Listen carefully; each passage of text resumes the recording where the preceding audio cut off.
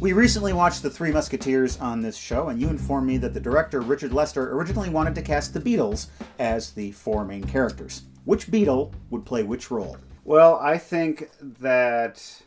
Oh, that's a great question. It's seemingly an easy question, but when you think about it, it's pretty tough. Well, Ringo would play D'Artagnan. And I said, no, he totally wouldn't play D'Artagnan. He would be... Porthos. Then Paul would be D'Artagnan, because he's the boyish one. I would see Paul more as Aramis, because Aramis is the ladies' man. Oh, that's true. The toughest one is George. Yeah. I don't know where to put him. The more sullen one. Make him the drunk. No one expects him to have the most lines. I don't see John being Aramis. Yeah. I would see John being Porthos, because he can be a clown. Yeah. Then Ringo would have to be D'Artagnan. The ladies' man? No, D'Artagnan, the young, up-and-coming Musketeer. I can't keep them straight. We need a bulletin board and strings. Happy Friday, everyone, and welcome to Unboxing, where we thank our donors, people who've gone to welcometothebasementshow.com and donated, and we open our mail. Look at those boxes! Our donors include Dan, Maurizio, Robert, Rebecca, Colin, who says, "Happy birthday, Matt." Colin was the guy who sent us the big bowl of soup fan art a while back. Good, thank you. Jonathan, Corey, Danielle, Louis, Jared, Joe, Emily, Sean, Stefan, Adam, Malcolm, Simon, Benjamin, Michael, Ann, Jan, Luke, Betty, and Nicholas, who says, "Hope this helps." Nicholas, it always helps. Thank you. Let's keep right on rolling along with some postcards. This is from Andrew, Seaside Heights, New Jersey. Nice. This is from Maura, otherwise known as Schmoopy. She says, "My sister got married in NYC and all I got was this lousy postcard." And a brother-in-law. John Coltrane postcard from Nick, and he has a very special thing to say. "A while ago, I got a set of 20 classic Coltrane album postcards. Inspired by the Zatoichi report, I've decided to listen to each one of the albums in the set and send you guys one of the postcards. So kicking off with Afro Blue Impressions, here starts the Coltrane report." You are a big Coltrane fan, aren't you? Yeah. And we've got an envelope here. I'm just going to open this up with a special fragile letter opener. What do we got? We got Pokemon cards. Oh! I can't go down this rabbit hole. I really can't. Charmander and Brock's Zubat. Well, we are now on the way to collecting them all. We've also got some Pokemon money. I think this letter will perhaps shed some light on why these things are in the envelope. I'm going to put on my dumb glasses. This is from Ryan in Forest Hills, New York. He's got a drawing of Mr. Sardonicus back there. Ryan's handwriting is very similar to my own, so it's a bit hard to read at times. I don't see an explanation for the Pokemon, but perhaps there doesn't need to be one. Embrace the mystery sometimes in this life. He says, "P.S. Shout out to Robert and my flame Shanny." I'm sorry. This is beyond my expertise in deciphering. Hey, shout out to Robert and Shanny. Shouting out! And my glare Sherry girl? Probably.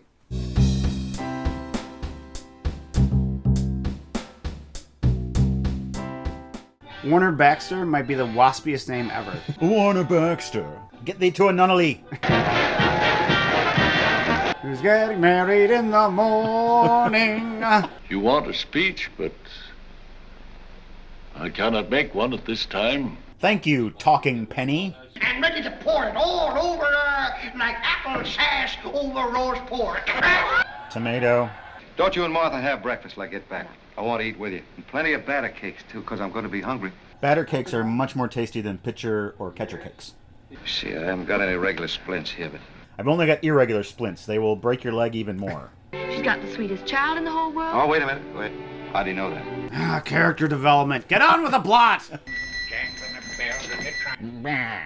If you will order that animal to keep his filthy Yankee nose out of my affairs, I may answer you. Wait outside, Sergeant. And clean your nose, for God's sake. Your nose is disgusting. But I have a cold.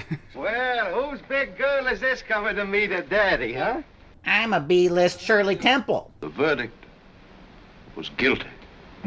Guilty, guilty, guilty, guilty. Christmas tree, your branches. The Step! This is the most boring time warp ever. I won't be the only Yankee who'll be praying with you. There'll be young Mickey Mantle, Joe DiMaggio, A-Rod. Azariah. Someone make me a Sazerac immediately. And he's all right now. He's all right. He's only been bitten by 7 sharks and shot by 4 bullets. Ma. In Key West. I'm blind. I'm going blind. The ocean done made me blind. Tell him I've waited 5 bloody days for him to make up his lily-livered soul to be a man and deliver me my medicine. What's semaphore for Lily? I forget. Where's Daddy? Daddy's in a place where the living envy the dead. And now, dispatches from my now defunct MySpace blog. We just watched The Prisoner of Shark Island, and so the theme of these entries is crime and punishment. January 22nd, 2007. Last night's dream was real messed up. I dreamed that I started killing people. I became a serial killer. It made perfect sense in the dream. I wanted to see what it was like, some kind of Leopold and Loeb shit.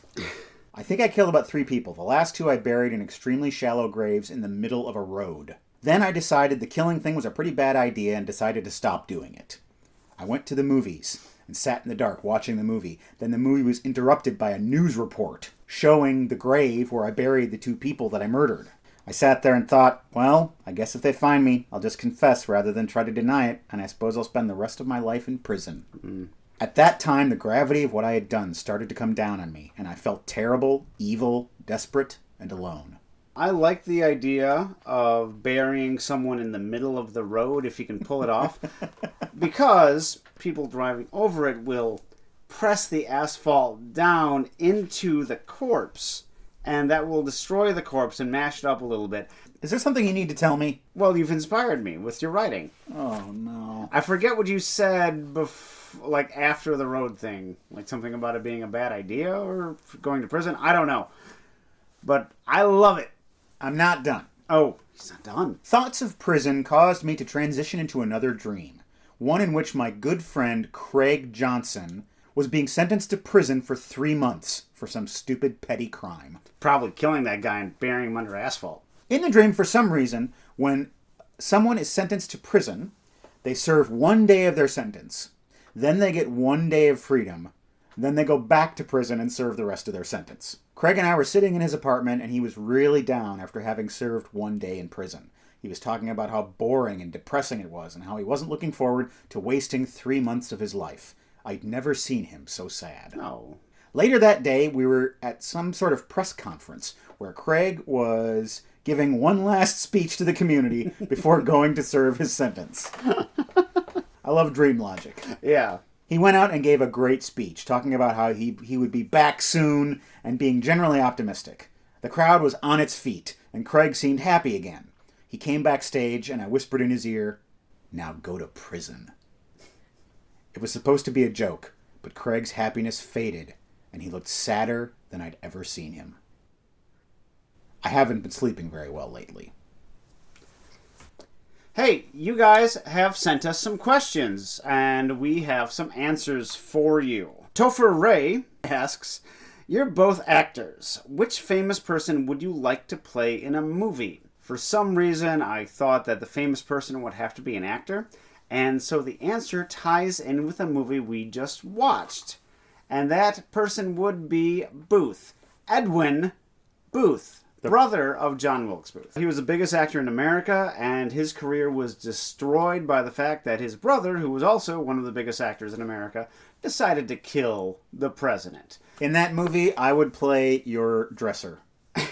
And I would remain loyal to you even as you go to the poorhouse. Yes, but the thing is, after a couple of years, he returned to the stage, and everyone loved him again. He exiled himself because he felt such shame for his family and his name.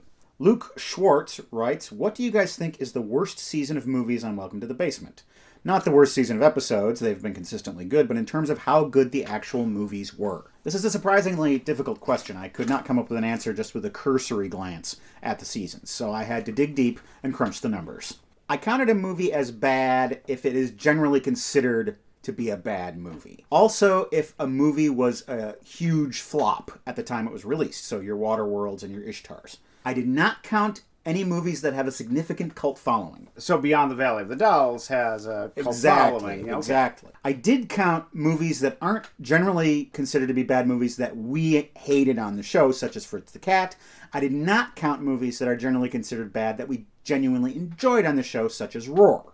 With that in mind, Season 3 had the worst movies of all of the seasons. It had 7 of them. And there were some real stinkers, such as Pet Sematary, The Counselor, and Mac and Me, which might be the worst movie we've seen on this show. That's a movie that seems like it was trying hard to be a really, really bad movie. All right, so that's questions.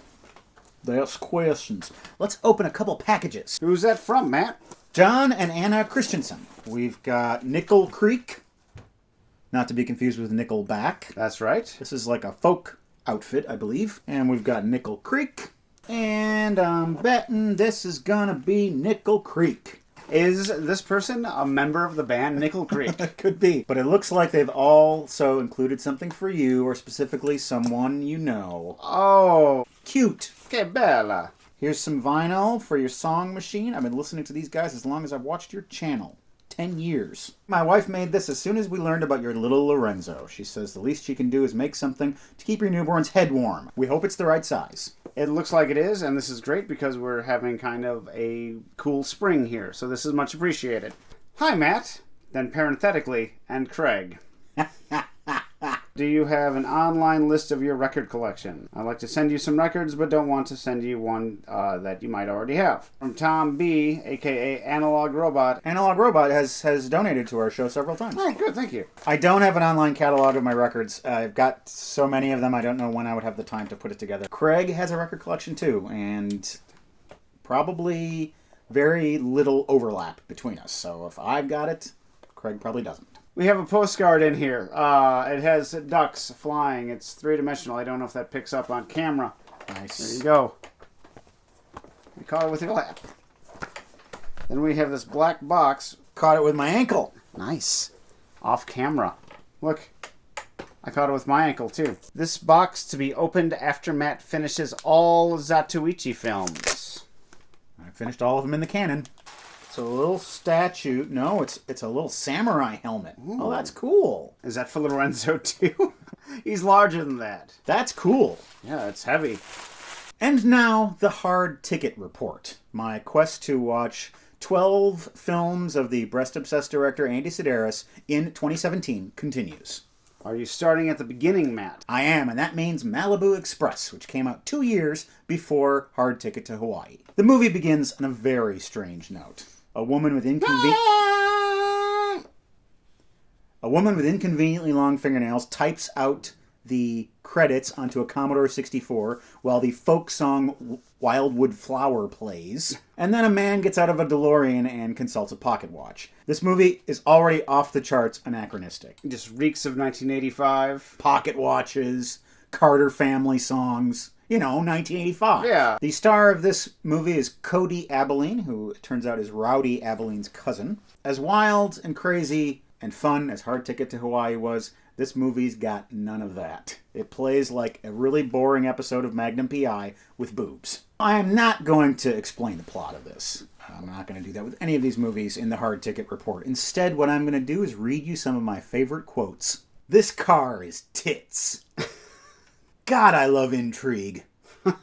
I'm as big as a beer can, but real long. Oh, his penis. A leprechaun made an appearance. Hey, as big as a beer can, just as long. This is a quote from Cody Abilene. Boy, that was really a horse shit trip to Palm Springs. I got my ass whipped, my borrowed car got shot up, and I was raped. It should be noted, he was not raped. Cutting room floor, maybe? Go ahead. Go for it. Make my day. Blow him away. And then the other guy says, I can't. All I see is tits. Cody says, June's gorgeous front porch really saved our ass. Oh, her front porch. Well, that's the Hard Ticket report, and hopefully next time I'll be back with the news from another one of these stinkers. Let's open those last 2 packages and bring this puppy home. All right. Oh, international. Oh, that might be a big box of snacks. Lots of snacks. This is from Matt in the UK. I believe it's from Matt, yeah. Swizzles Chew Crew. This looks like a whole bunch of toffee stuff, I'm guessing. 4 packets of something called Angel Delight. Angel was the name of my late dog, so this is appreciated. Licorice. All sorts of licorice. Oh, Tono, like that. All right. McVitie's Jaffa Cakes. Whatever those are. Uncle Joe's Mint Balls.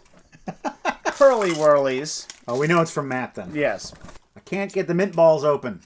Baked, not fried. Space Raiders. Pickled onion space raiders. Coleman's Mustard. Oh, yeah, classic. In a proper tin. Fisherman's Friend. These are cough drops. Here we have a gift. It's gonna be a record. The Heavy Hurt and the Merciless. Hi, Matt and Craig. I'm a friend from the UK. This is my favorite band from back home. Hope you like soul and rock and roll. From Scott. I like both of those things. He's got soul, and he's super bad. I'm super bad at opening mint balls. I want to find out what these are. Oh, there's some kind of puffed... Ooh, they've got faces. These are British Funyuns. What a generous bounty we've gotten today on the unboxing show. We hope you'll join us again real soon. You can see another unboxing in 2 weeks, and you can see the latest episode of Welcome to the Basement coming this Friday. We will see you then.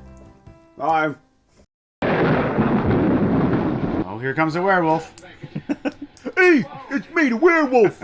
I heard there was a problem at the theater. I better turn into that big doggy.